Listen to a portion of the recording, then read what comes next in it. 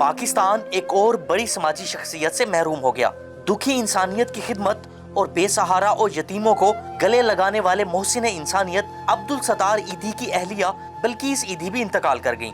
मरहुमा के इंतकाल की तस्दीक उनके साहबजादे फैसल ईदी ने की। तर्जुमान ईदी फाउंडेशन के मुताबिक बिल्किस ईदी कुछ अरसे से अलील और निजी अस्पताल में जेर इलाज थीं। वो आर्जा कल्ब, ब्लड प्रेशर और शुगर के मर्ज में मुब्तला थीं। तबीयत बिगड़ने पर इन्हें वेंटिलेटर पर मुंतकिल किया गया, लेकिन वो जांबर ना हो सकी। मरहुमा की नमाज जनाजा और तदफीन कराची में अदा की गई। बिल्किस ईदी 14 अगस्त 1947 को भारतीय रियासत गुजरात के शहर बांटवा में पैदा हुई।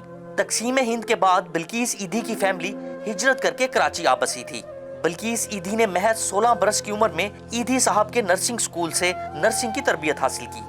वो 1966 में मरहूम अब्दुल सत्तार ईदी के साथ रिश्ता इज़्दवाज में मुंसलिक होकर उनके साथ इंसानियत की खिदमत के सफर में भी शरीक हो गईं। बिल्किस ईदी ने 2016 में अब्दुल सत्तार ईदी की वफात के बाद ईदी फाउंडेशन की चेयरपर्सन का ओहदा संभाला।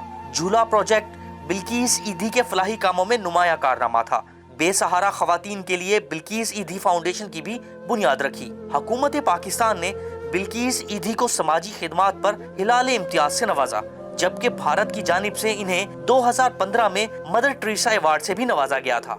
Sajid Shakeel, south today.